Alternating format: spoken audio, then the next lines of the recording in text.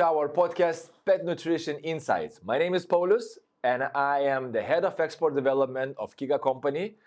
I've been traveling the world for the last decade and working in the pet industry. And in this podcast, we are busting the myths and actually giving a new insights about the pet nutrition. And today I have a guest, Robertas, my dear friend. He's a R&D manager in a Kiga company and are very deeply involved in the pet nutrition. Robertas, in the previous episodes, we've talked about the proteins, fats, carbohydrates, grain-free diets, and so on. Today, I would like to touch the topic which is not related with the pyramid, but it's related with the nutrition in general, about the kibble size. Because nowadays, there is a trend, and of course there is a reasons why the trend is appearing, about the all life stages. Can you let me know from your experience how kibble size is important for the pet nutrition? It's kind of a new approach, I think, because in the past, even the customers did not pay much attention to kibble size or shape. Neither the producers also didn't pay much attention to kibble size. Okay. And they made shapes and sizes only for marketing purposes.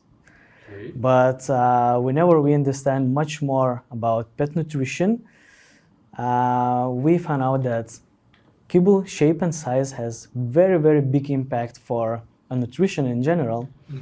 And here we go again. We need to go back to basics and to understand how the kibble should be eaten. So we also chew the food. So the kibble also has to be chewed and broken in some pieces. We cannot allow pet to swallow the kibble, so then we get a risk to choke. So whenever we have a kibble which is optimal for a dog size, then we can have a better digestion system. Did you imagine that kibble size can have impact for digestion? It is quite interesting topic because whenever we let the dog to break kibbles in the mouth, this is where we initiate the primary digestion in the mouth. And this is where the body starts breaking down carbs in the mouth. And whenever we have a longer eating time, chewing time, this is how we increase the absorption of some nutrients. Whenever we have a longer eating time, the more time body has to absorb all the nutrients, vitamins, minerals, and etc. So optimal kibble size has great impact. And when we created an optimal product that is suitable for different size of dogs, we saw a phenomenal result. And we saw increase in digestibility. We saw that pets eating more enthusiastically food, and this is only the result when we created optimal shape and size of the kibble. Okay. Robertas, yes or no? The myth.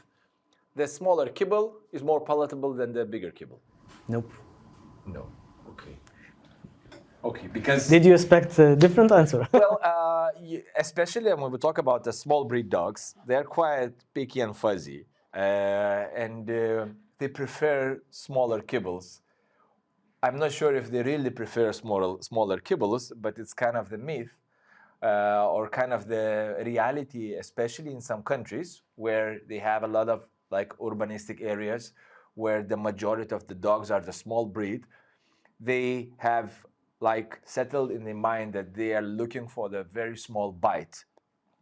So, correct me if I'm wrong, but the bigger kibble, it has more benefit than the smaller kibble and doesn't have any negative aspect in terms of the palatability. Yes, no negative aspects and maybe more good aspects about it. Okay. Because when we have a larger kibble and we let our dog to break the kibble in the mouth, this is where we release fats from the kibble. Okay. And when release fats from the kibble. yes, right. And when we let our dog just to swallow the kibble, dog doesn't feel the taste, the real taste of the kibble, because every kibble is sprayed with some level of fat. And when we let some time for dog to chew the kibble, we can release some taste and smell of the kibble. So I would say that bigger kibble has greater palatability. Okay. Does it mean that the bigger kibble has, I mean, if you give a bigger kibble for the dog, you need less food because they take longer of chewing it, crunching it, and you need a little bit less of grams of the food comparing to the small bite?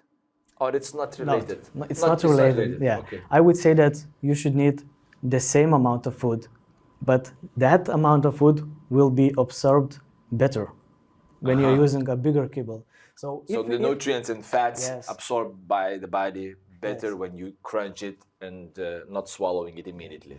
I would say that when you are using too small kibble for your dog, then you will not provide all the nutrients from the food because it will be digested too fast. Uh-huh. And this is the point. And logically thinking, it has a big benefit for the teeth, right? Yes. And for the plaque Yes, and tartar absolutely. because you're just crunching it. And let's take an example. Your kibble size, when we talk about the all life stages, how big is it? It is around square 10 millimeters. 10 to 30, yeah. Okay. That's like a small breed. Let's take one of the popular breeds in the world, Pomeranian. Does the Pomeranian can eat this kibble? Absolutely. Oh, really? And later I can show you some videos. They enjoying so much the larger kibble. They eating it like a snack. So it's a phenomenal performance. All right. Looking from the customer point of view, it's probably, it makes their life much more easier. It's like, you know, you buy, if you have two dogs, because now sometimes people, they have not one dog, sometimes they have two, three, and you just buy one bag of all life stages. They're highly nutritional food, the high quality, and you just have one bag which meets all the needs. Just probably the amount that you serve for the dog depends on the dog size. Yes. So this is that you have to regulate. Yes. But in general, it's very convenient because you just buy one bag and feed them all, just in a different amount. And this was a general idea of our approach to make customer life easier. And when a customer has 2 or 3 dogs that are different in size and breed, they can use the same food. We created quite detailed feeding instruction on the package, and when you see a package of our new food that is called Olive Stages, you will see very detailed feeding instruction. And you can choose what daily portion for your dog according to dog's age, size, and activity level.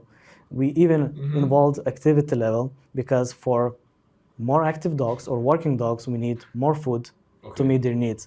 So it's quite easy to follow our instruction and choose a right daily dose for your dog. So instead of having a junior food, adult food, and the senior food, which was a quite big trend in the past, nowadays we can use the same kibble, if it is again the high quality product, the same kibble, just rearrange the amount you give based on the age, activity level, or size. Exactly. Wow, it's And something. It's really important to touch the point how we can create a food that is suitable for puppies, for junior dogs, for adult dogs, or senior dogs. Exactly. Because we know that there are many different requirements for puppies, as example. Yeah. When you need some extra nutrients, or there are some requirements for senior dogs when you need some other additives like glucosamine, chondroitin in the diet. But there are so many things that are in common, and this is where we combine the formula that is suitable for all life stages. And the biggest difference is the portion size. Yeah. Yeah. If we give 10 grams more for a puppy, so maybe I can meet the protein need or the fat need because we know that they need more. And with optimal kibble size, it's not a problem to feed your dog with right amount of food. So it was quite tricky to combine one formulation, but suitable for junior dogs, for adult dogs, and senior dogs. But it's possible because there are some fundamental nutritional things that are in common for all life stages. Yeah, because it's very logical. If you understand that the junior dogs need more energy, than the adult dogs because they are growing, they're playing, they are growing very fast. So you need to give them more energy. How to provide more energy? Fundamentally, as you say, there is a proteins, carbs, and the fats, which provides the energy. So for the growing dog, you just need to provide it more. Well, I really appreciate your thinking because you think not only about the pets. Of course, pets are the number one thing when you create the product, but the consumer, the owner, the pet parent is not less important for us. And to make their life easier by giving benefits for our pets, by like chewing a kibble, by crunching it, by starting the digestive process earlier, by releasing the fats during the crunch and smoothening the digestive system, well, it's an incredible novelty in the pet food industry. And it's really interesting also to note one thing, because customers and other people who are interested in pet nutrition ask so many questions, how it's possible to be a balanced diet for all life stages. Yeah. And I could give a note that our products complete all the regulations according to FATF, which is organization in European Union that shows guidelines how to create product formula and what nutritional needs it's supposed to meet. And also it complies with AFCO regulations that are really, really important in USA market. So it is 100% complete diet and suitable for all life stages. And we studied it, tested, we ran feeding trials with many, many dogs. Approximately 100 dogs participated in the study, and we received a great result. And currently, our kennel is eating only all life stages food. You know, Paulius, I work in a production facility, and I'm not really closely related to the final customer. So maybe you can tell me your approach about all life stages kibble and how it performed with the final customer. Well, the all life stages kibble, they've been quite popular already in US market. There are quite a lot of US brands which already a few years making the all life stages kibbles. So, and US is the biggest and probably most developed market in pet industry. So it all automatically shows that if the products are produced in US, sold in US works. It really proves some point. So probably it works in the other markets as well.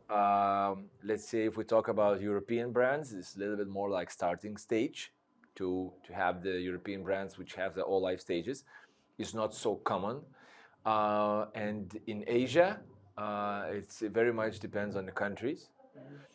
But knowing the Asian mentality, when the people are always looking to have more convenience in anything they touch, in terms of the packaging, in terms of the packaging size, sealing, zippers, and so on, I believe that all life stages is exactly what they're looking for, and it will be a big success in the future for this kind of the philosophy on the kibble side.